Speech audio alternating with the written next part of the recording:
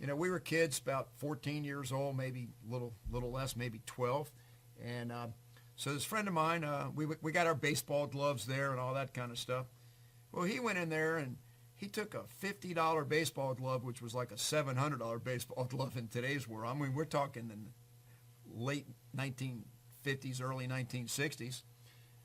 And he changed the price tag and put $7 on that glove. He took a $50 glove, I mean real leather, like a Rawlings or something, a good brand. And I said, you can't do that.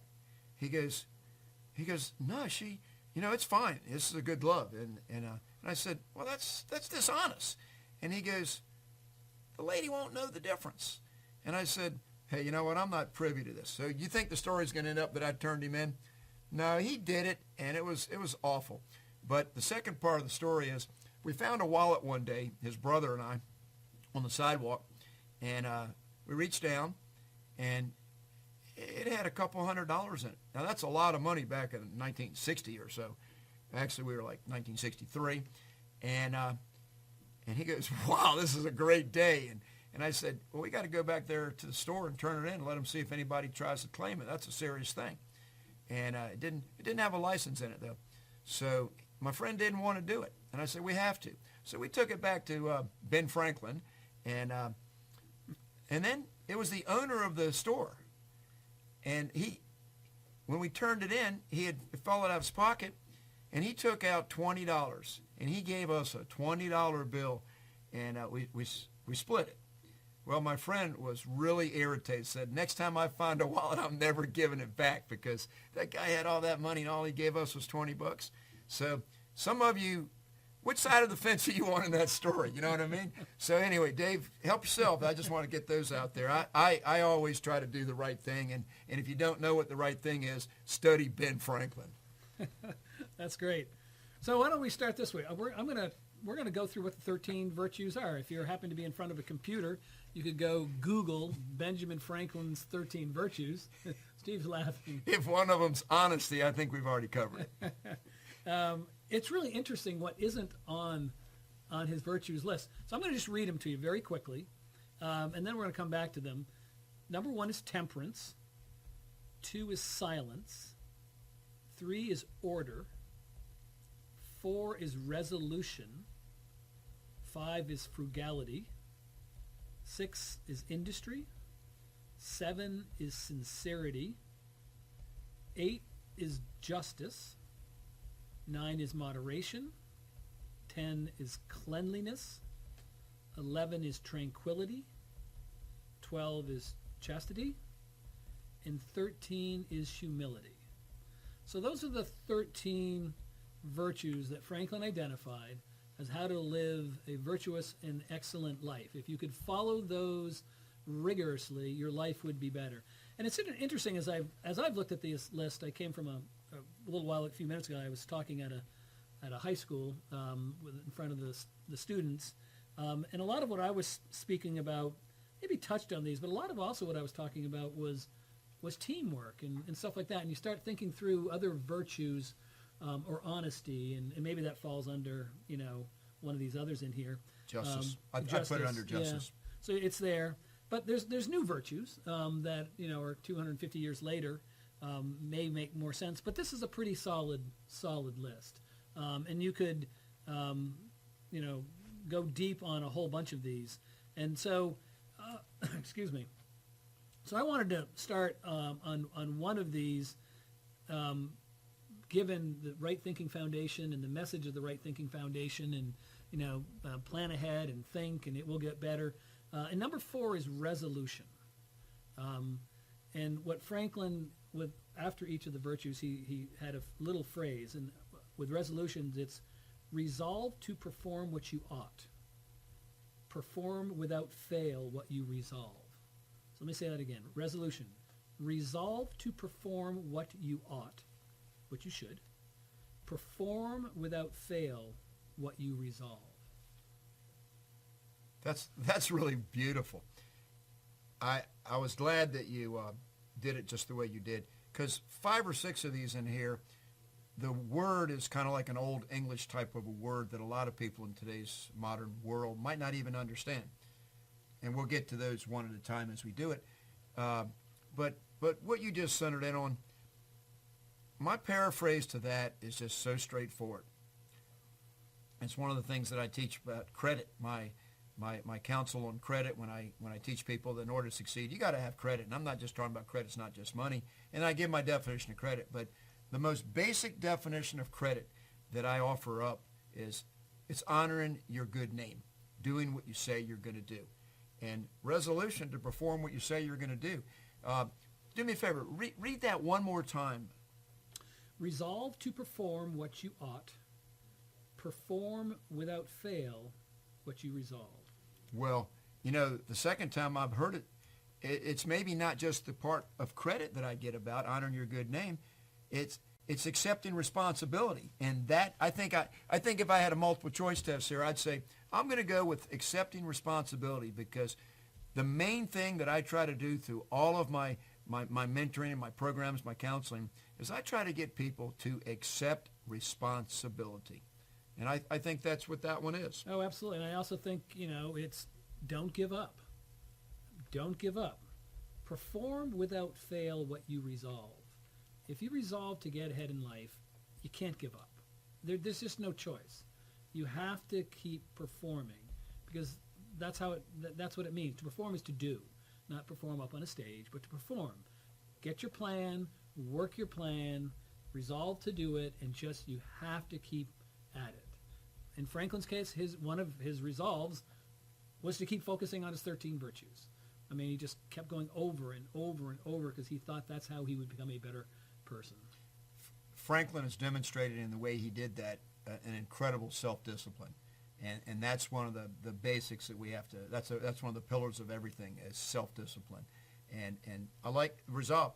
We could do 13 weeks in a row, so let's stay on resolve here for this whole show. I love it. One of the things that all of the greats that are trying to mentor people, that are the ones that sold 100 million copies of Think and Grow Rich, Napoleon Hill, it's know your desire and never quit. It's be focused, that purpose, that single-minded focus that we have to have.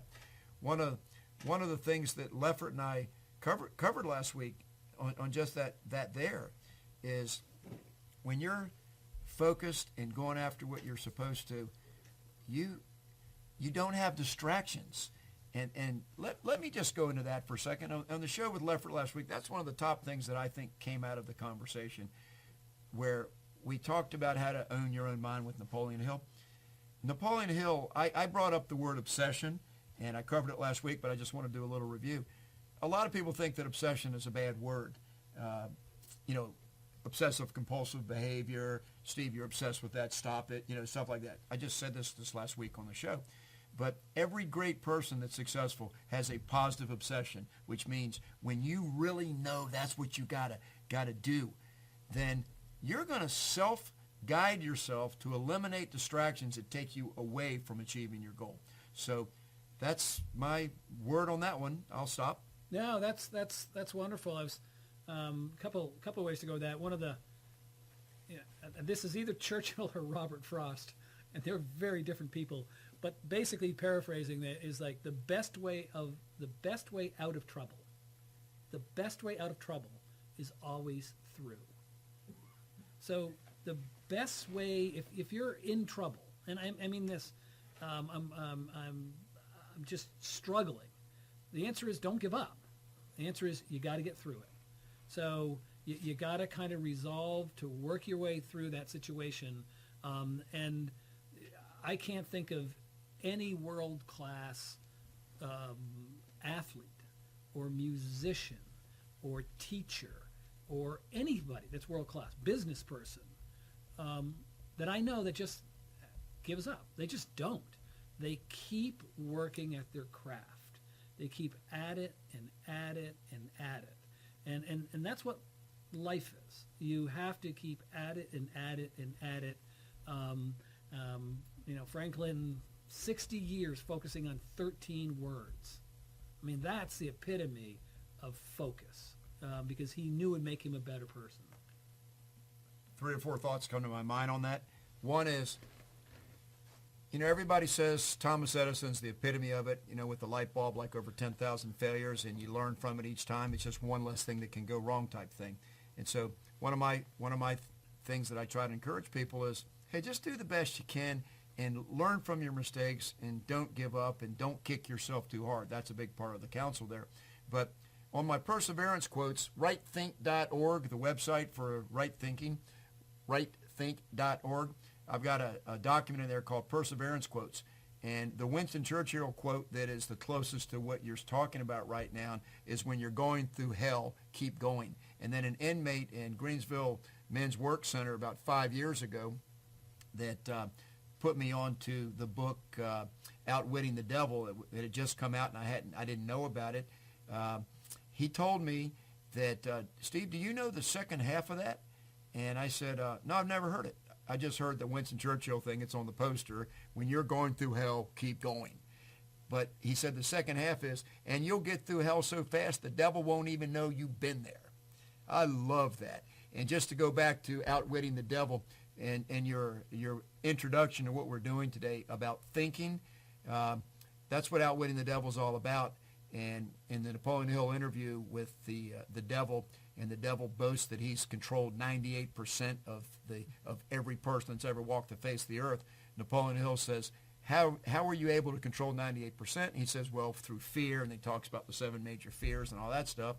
But Napoleon Hill says to the devil, and this is, Dave, you're wondering why I'm going this long in it, but this is your exact point that we're bringing up today. Napoleon Hill says, well, if you're that good at what you do, how come you couldn't control the minds of the last 2%? And the devil said, drat you, it's because they know how to think for themselves. There you have it. That's wonderful. So let's move on. I want to do it. We've take over. Yeah. No. So this is great. So how about industry? So this is one of the 13, industry. And what Franklin says is, lose no time. Be always employed in something useful. Cut off all unnecessary actions. Okay, so let's go through that again. Lose no time. Be always employed in something useful. Cut off all unnecessary actions. Now, I think this one, is one of the more interesting ones. If you think you know Franklin, a lot of people would say, well, boy, Franklin seemed to have done a lot of stuff that he loved women, he loved music, he loved life.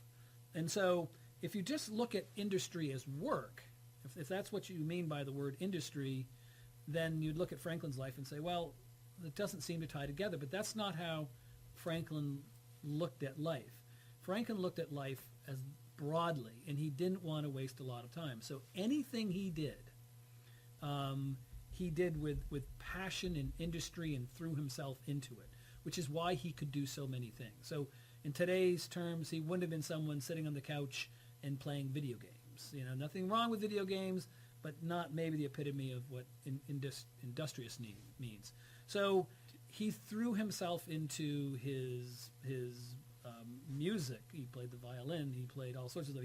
Into his inventions, into his business. He didn't sit around and spend a lot of useless time. I look at the life that way as well. For people that I know, they work 40 hours a week, and they come home. They don't just sit. They may literally go get another part-time job and work another 20 hours. Or they may go spend the time in the school volunteering, or they're going to be reading and improving their skills, and they're employed in something.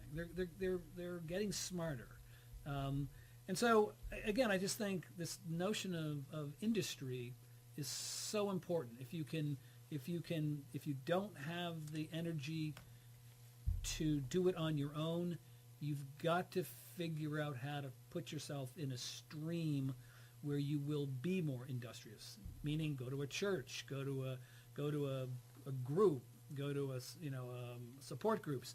Do something that gets you or helps you build these habits, because that's what you need. You need to, if you don't have those habits, You got to build them. And if you can't build them by yourself, figure out how to find people to help you do it.